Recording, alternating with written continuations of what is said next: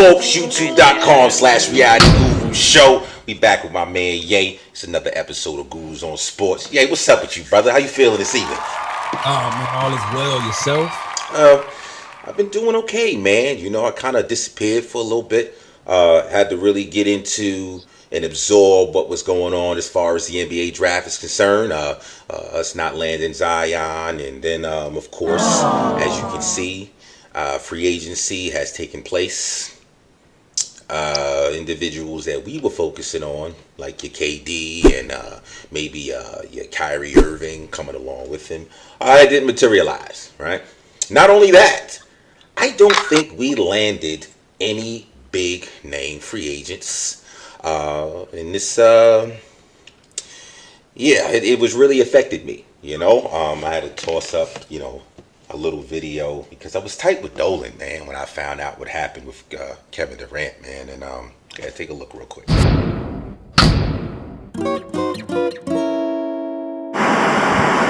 AOG Cleve, reality gurus.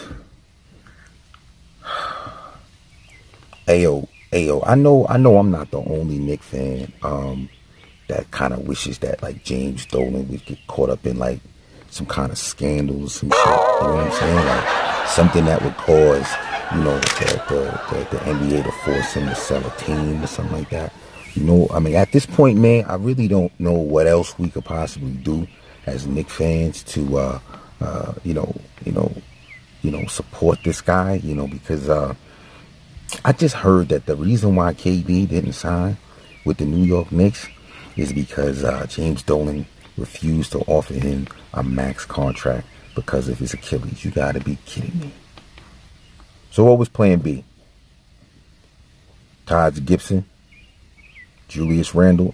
It's just making me sick just saying this. You understand? We talking about max player money, max player bread, and we end up with Taj Gibson, Julius Randle, and a couple of other D-League motherfuckers.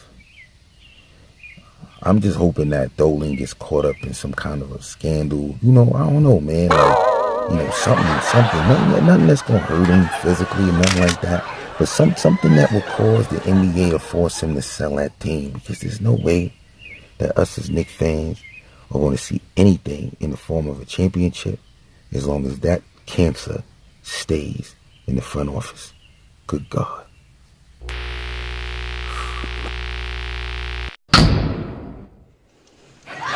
So as you can see, man, I'm a little upset. Hoping James Dolan would sell the team or something like that, because I don't think that we're going to be able to do much as long as he's involved with this thing somewhere else. But let's get into what. Go ahead. You New Yorkers, y'all gonna have to just hire a hitman or something like that. He ain't going nowhere no time soon. We just messed up on picking up one of the top 3 players of today. You could have had KD, you could have had Kyrie, and you could have had DeAndre Jordan. But you didn't want to pay KD the max? Here's the thing. Over the years, the biggest critique I've had with the Knicks is that they spend so much money chasing these these superstars, who are out of, they're not in their heyday anymore. And then they do so much, they mortgage the team. I brought up the situation a couple weeks ago about that whole Carmelo Anthony first coming to the New York Knicks and stuff. They have a history of doing this shit. I can go down a long list of names, individuals that they were paying for years, even going back to Larry Johnson and Allen Houston, Eddie Curry. I mean, there's so many individuals. How do you not pull the trigger on the free agent that everybody was chasing? I mean, this is even with his injury, everyone was chasing him. How do you just go ahead and turn over a new leaf this year? I mean, it was confusing to me, man. Hiring a hitman may be a good idea. I'm just joking, folks. I'm just joking. Right. So let's go ahead and speed up, man. Summer League. I happened to see the Zion Williamson and the RJ Barrett. That was interesting how they put that shit together and do it on TV, man. RJ and Zion going at it a little bit. It was I didn't really see much from Zion that I didn't already know. The Yep. interesting thing is, did he even make a jump shot? I think the one jump shot that I did see him shoot, it was blocked. It was a 3-pointer. Maybe he had a couple more attempts, but most of his field goals was dunks. Like, this is what we know. Like, I mean, is he saving some of this skill set until the leagues, into the actual the season starts? Like, what you holding on to, man? We know you can fucking dunk. Exactly. I was looking at him play, and they was just throwing them lives, and they throwing them lives, and it's like 5 people in the paint every time. I'm like, bruh, this brother's out here playing like it's NBA Jam. Like he was one of the monsters off of Space Jam. I'm like, bro, you're not gonna make it to the beginning of the season. Yeah. And lo and behold, he hurts his knee. I said, how is the coach allowing this to happen? You know, this man is taking up and bringing down so much weight on those joints. Mm-hmm. Well, so I mean, the one one thing I did notice is that motherfucker is he's strong. I mean, when Kevin Knox grabbed that rebound and Zion came up behind him and just took that shit away, it was like, I mean, side. Robinson tapped it out to Knox. Zion rips it, punches it home. Oh yeah, it's time to get in the gym.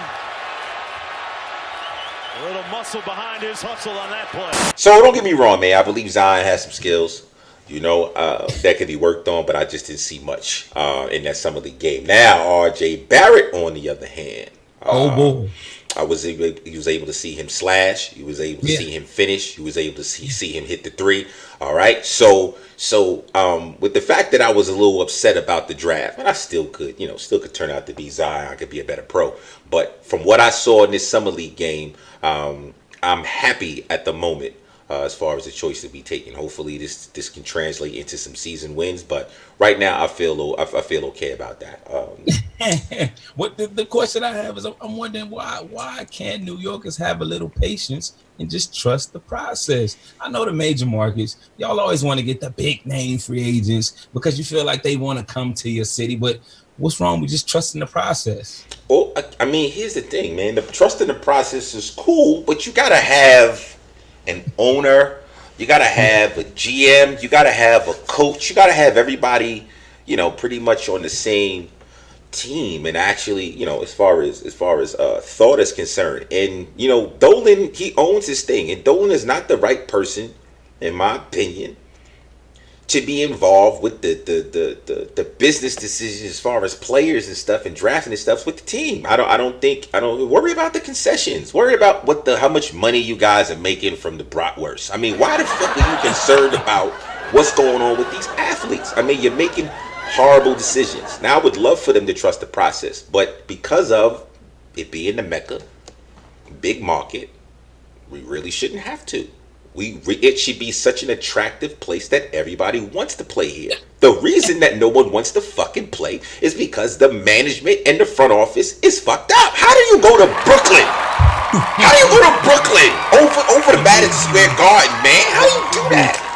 Answer me this question. This is something I just don't understand, and maybe those outside of New York have the same question I do. Okay, the Knicks have sucked for like what 20, 25 years, something like that. No.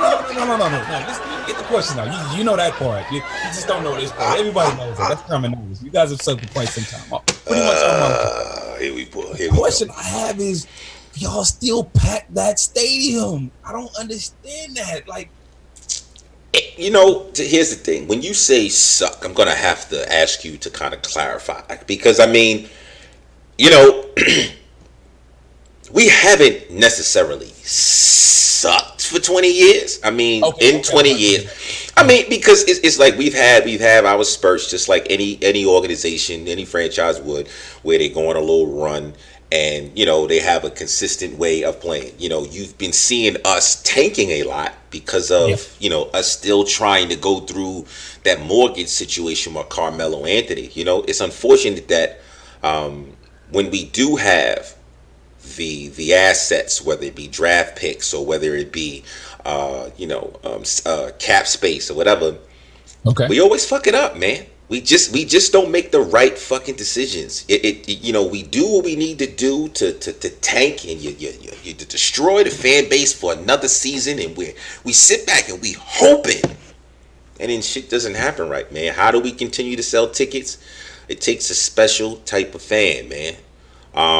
There's, the true Nick fan cannot be considered a flip flopper. With all of the success we haven't received over the course of 20 years, and we are still diehard Nick fans, it takes a certain type of individual. Hopefully, that explains to you why the Garden continues to still be packed. We are loyal fans, man. Well, let me tell you what we do in Atlanta when the team sucks. And for anybody who doesn't believe me, the next Hawks game, I want you to look out at the audience. We don't show up to the game. That's it. In Atlanta, we stay our ass at home and we go to the strip club. We got other shit to do with our money now. We love the Hawks. We don't love when you losing. So you saying forget the Hawks game, we go to Magic City? I'm with you on that, man. Maybe Knicks fans got to start figuring something like that, Sue's Rendezvous or Scores or something like that. But let's move on from the Knicks stuff because honestly, it's a bit depressing. What was the next hot thing in the news? Kawhi Leonard and PG-13 are headed to the Los Angeles Clippers. Yay! Come on, man. You gonna have to explain to me what this means, bro. Because from my perspective, well, I'm gonna tell you what this means. This means I'm gonna have to let the world know about my secondary team. Yo, folks, y'all heard him say it. So when you see the flip-flopping graphic, just know I'm not picking on him. Go ahead, I'm listening, man. Continue to tell me about your flip-flopping ways. I just ordered my Clipper jersey last night, and it'll be here in the next couple of days. I'll be unveiling it on Instagram. Go check out my Instagram at Anyaes way. Hey, Los Angeles is my second home, and it's time for me to rep my Clippers. I still love my Hawks, but I love my Clippers too. Man, back to Kawhi and that bomb that he dropped on the sports world. When them sportscasters told us, you know what, it's just the Lakers and it's just Toronto in this. The Clippers are out of this, and we believed them. While I was just sitting back at home, just smiling and laughing and giggling. When we found out later that he told them boys, hey, you know what? Whoever can make a trade for Paul George, that's where I'm coming. Toronto, Clippers, Lakers, whoever can make that trade for him, that's where I'm going. Then they dropped that bomb on us that not only was the team getting Kawhi, but they was getting Paul George as well. Oh man. I gotta there's a couple things that come to mind, man. First off, Kawhi just said, fuck LeBron James, excuse my language, man. Yeah. Let's think about this for a minute. So this LeBron James, is still considered the best basketball player in the league.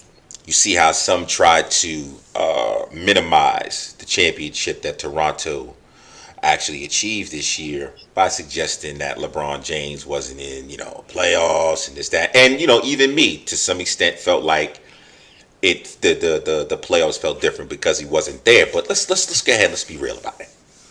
Let's be real. He went up against a strong Philly team. Facts. You understand? And came out victorious. He goes and he knocks down the league's MVP when we already thought that they wasn't giving Toronto a shot, right? Then he goes into the fucking finals, right?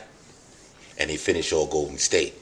Even though there was some injuries involved, I feel like Kawhi was like, okay, so you motherfuckers still don't believe in me. Yeah. So let me go ahead and do a little more. Not only fuck LeBron James, I'm putting everything on hold. There ain't no trade going on. This ain't going through. Salary cap numbers ain't finished because I haven't made my decision yet. Yeah. Then he turns around after Paul George just signed, $170, $190 million with OKC to be paired with Russell Westbrook for the next few years. Figures out how to finagle some shit and finesse these cats to steal PG from OKC. LeBron James is a new man in town. And this motherfucker's dictating some things. I'm anxious to see what the LA Lakers are going to do this year. Because not only is he with the Clippers, Kawhi that is, he's in the same building. Same building. Let me he's in the same building, yay. You bring it up an interesting point. Let's cook on that. Okay. So ultimately, when we look at this generation, we say this is LeBron's generation. It's LeBron's era. But we still got to understand it's a very highly competitive sport. You got some alphas out there that like, you know what? Fuck that. It's not just his generation. I want some of that. I want to take that from him. You had KD. You still have KD saying, you know what? I'm trying to get just as many championships as him. I want them to argue LeBron's name and my name in the same light. When they say LeBron, they should say KD, and that's ultimately why he went to the Warriors to get up in the rings conversation or whatnot. Okay. Then we had Steph Curry that came out of nowhere. You know, he almost became like the face of the league. You know, that wholesome face, winning championships. You know what I'm saying? He's a shooter. He evolved the league. So that was another threat to taking, you know, LeBron's reign away. But we all forgot about Kawhi Leonard, the man that got a finals MVP because of the defensive job that he did against LeBron. When LeBron took himself to the West, Kawhi went to the East, dominated the East, and won the championship and beat the Warriors. Yeah. And now, back to your point, he said, you know what? I'm not going to come and team up with you because I don't want them to look at me like they look at KD in the same, like, no. I'm going to come in your building. I'm going to come in the second biggest market in the league, in the country, and I'm going to take over. I'm taking back my city, the city that I'm from. They going to say my name in that city. No. I love it. Competition and hostility and rivalries are coming back to the NBA fans. So buckle your seatbelts. Well, the interesting thing about this is who's the odd man out, man? Your man in OKC, Russell Westbrook, man. Like, who has been through more betrayal in the league than that guy, man? Now, It's gonna make me wonder, man. Do you think it's Russ? Because, you know, I remember before they broke up, you know, Harden, you know, and before Harden got up out of there, man. And you think about, you know, when the three of them, well, Harden specifically, when he talks about those days, in their mind, they were supposed to stay together forever. You know, they were supposed to stay together forever, you know, their careers, and they was going to win like multiple championships. That was what was going through his mind. Now, he never spoke about, you know, his trade, you know, having anything to do with the relationship between Russ, you know, so we didn't know. But then when KD split and all the talk about that betrayal, it was interesting. We pointed fingers at KD for a little while, even a little bit to now, to this point. But after PG got snatched out of there, and listen to how, you know, he talked about, you know, we're going to be here, you know, I trust this guy, and to leave the next year, it starts to make me wonder, man. It really starts to make me wonder. Is it Russell Westbrook that's pushing these all-stars out of there, man? I think he's the scapegoat. Your ultimate blame in OKC is always going to come down to their front office and them never having adequate coaching over there, because there's no way that you draft the type of talent that they had. Kevin Durant, Russell Westbrook, James Harden. What's the cat up there in Detroit? Reggie Jackson. Reggie Jackson. They had Serge Ibaka. They had Cephalosha over there.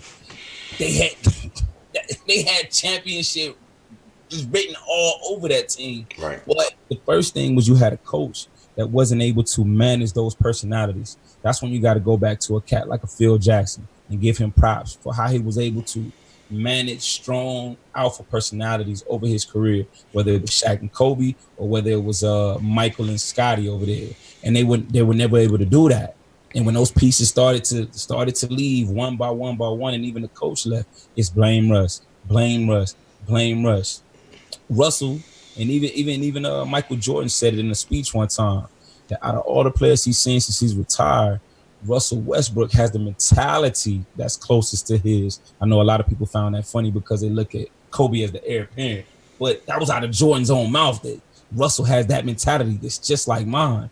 But it was a coach that was able to finally tune that into the right directions to start helping him to win championships. And that's the thing that Russell has never found. And in the midst of such, they just blame the firestorm on Russell, and that ain't right, man. That ain't right. I mean, you know, I guess a lot of it has to do with, I don't know, man, how he's perceived in the media. Yeah. His whole personality, because it's just weird, man. I would like to hear Paul George's first interview. If you, I don't know if they, I haven't seen anything, since the trade. Is there? I want to know what's going to come out of his mouth with regard to that, because they're saying he requested it. They saying he requested the trade. I don't know if his contract was a no trade clause or whatever, but if there was one, he had to agree. My thing is, why? Why? Well, you know what that sounds like to me, because okay, they both from LA, and they say they close homies. You see that Paul George just re-signed with him before the beginning of last season. It may have been a thing where behind closed doors, they're both having conversations like, you know what, this ship is sinking. They're not going to get us the right type of coach or the right type of role players anytime soon. Let's get the hell out of here. The last report we heard was that the general manager was trying to trade the both of them to Toronto.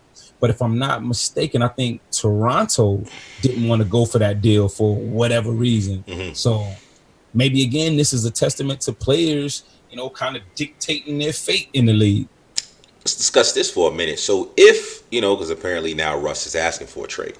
Mm-hmm. Now, I remember back when Kobe was asked for a trade, and that was more of a tantrum, kicking and screaming. He wanted to see some moves be made, as far as the team is concerned. So he, talked about, I want to be traded. I'm done, bro. Yeah. Now you hear Russell Westbrook, right? Come on, ask for a trade. You start thinking about some of the things that they have already done as far as the players that were put around him since he's been there. My question is, what the fuck could they possibly do that hasn't been done already as far as talent to keep him in OKC? He wants to go. He's had Harden. There's a long list of people that you've actually mentioned that's played with him. And in PG-13, the most recent, and he's gone. Like, who else would be out there that would interest Russell Westbrook in staying in OKC? It's done. That divorce needs to happen. It's done. So now it's just time to talk about possible suitors for him, or situations that could fit his personality, his skill set, because Russell, he doesn't fit with a lot of teams. So it's gonna be very few teams out there for him. I wonder. That's what's the interesting about that thought that you just said. Him not fitting with a lot of teams. My question would be why? He's a walking triple double. How could a walking triple double not fit on any team? As far as in this NBA, you have a point guard who's willing to pass the ball at least 10 times. At least 10 times, set up an individual for a shot. He's at least 10 times. Like, who wouldn't he fit? Well, you have critics out there to say, with the triple doubles, his stats are padded. I mean, how you padding assists though? That's what some say. But you also have to deal with his shooting, the inconsistency of his shooting at times, and you also have to deal with him pacing himself from time to time, because it seems like Russell was always 0 to 100. He never knows when to just slow it up and slow up the pace and control the pace. It's just zoom, zoom, zoom, zoom, zoom, zoom, zoom, and he's doing that even in clutch moments in the game. And it's like, hold up, bro, did you forget the play that you were supposed to run? Bro, I'm wide open in the corner. What's going on? So I would actually like to see him under a coach like a Popovich. I know it's a long shot, but I think it'd be dope to see him to go like a San Antonio and to see like a Popovich mold him within his system. But I know a lot of people would think that wouldn't work from a character standpoint, because Russell's he's got that strong personality. Yeah, he's set in his ways, man. I see what he does on camera. Imagine what he does in the locker room. Imagine what he does off camera, So I kind of think that he's one of those talents that you kind of let him do his thing. And you do your best to kind of put pieces around him that complement him a little bit more. That's the reason why I asked about what they could possibly do at this point. If that's the thought, let him do what he do and just put the players around him who work best with his situation. I mean, Russell, you can't walking triple double. Like, how could you not make that work? I think for 3 seasons, this is unheard of. Yeah, he took that shit with KD real personal and said, "That's it, man. We about to make some moves." And he's been out here busting ass ever since. I wonder if because there was talks about some kind of a swap between Chris Paul and and Russell Westbrook being kind of swapped, from Houston and to OKC and stuff. And I was wondering, well, what about New York? Yeah, I'd like Russell Westbrook. I like him.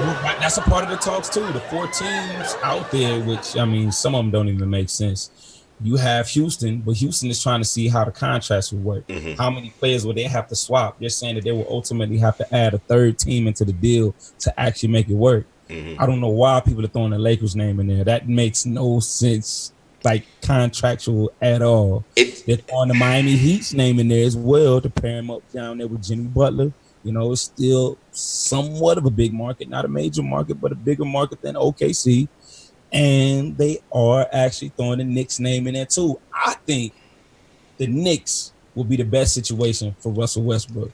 I like that. What you think about that? I would love it. Let me go on record as saying I would love it. Not for a couple reasons. We know that the motherfucker is durable.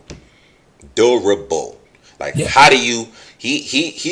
He got in that little minor, what was it, a couple years ago, where he caught the ACL situation with Beverly being too over aggressive and stuff, right? And the thing about that was, look how he recovered, and he didn't lose shit. I mean, it felt like he was jumping even higher, once he came back. So his durability there.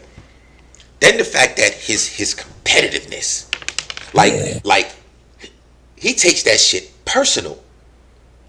Like he's one of those superstars. New York needs that. They would love that. I mean, we would definitely need that. It'd be a great change of pace from the superstars that we've had. Well, the one in particular, because y'all know I can't stand Carmelo Anthony. You know what I'm saying? And then everything that he did. But I would love for Russell Westbrook to come over to that area, to come over to New York. Now, we want to win titles, of course. That's ultimately what it is. But I want to see us be competitive. We got to be competitive first. And I think that Russell Westbrook would turn that team into, especially being that it's in the East. He's coming to the East. Like, it's a difference to put to be a walking triple double in the West. Like, what the fuck you going to be in the East? What would you be in the East? You know what I'm saying? So I mean, folks, listen, James Dolan or anybody who's in charge of making decisions over the New York Knicks. I mean, listen, if Russell Westbrook is interested in coming, I mean, come on, man. Y'all got to do something, man. Because from where it looks right now, as far as the Knicks are concerned, it's going to be another disappointing season. I'll tell you one thing. You're definitely going to have to give up some of your young talent that you got from the draft to get them. But here's the thing. Another reason I think it will work with New York is you put Russell in New York. You're going to have the hype. He's going to come with it. And I think somewhere down the line, maybe they'll have a better chance at attracting another superstar to come play with him in New York as opposed to an OKC. Mm-hmm. I like the fact that you got RJ there, man. He wants the spotlight. RJ. But here's the thing. Like, I don't, since we don't know what's going on, I think that marriage down in OKC with PG-13 and Westbrook, it was promising. Like, I wonder if, there could be some kind of a situation like that with Westbrook and RJ. You know what I mean? I mean, it just, I'm flirting out some things out there. I just want to see someone else come to the Knicks so the pressure on RJ is not too overwhelming. We've seen some superstars come through there who have already been proven in the league and they failed miserably. It's kind of a lot to put on a rookie, especially when he was initially considered possibly the best player on that Duke team.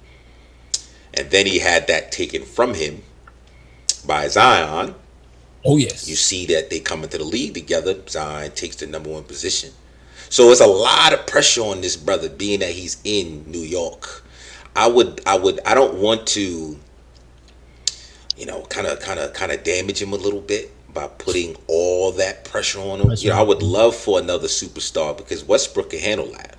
Oh, yeah. Don't you not think that Westbrook would be perfect for New York just because of the media?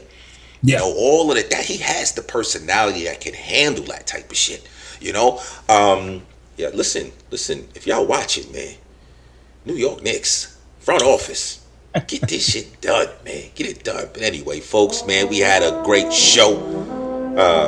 YouTube.com/reality guru show. Got my man Ye. I'm G Cleve. Another episode of Gurus on Sports. I got a Spanish bitch, she call me Poppy.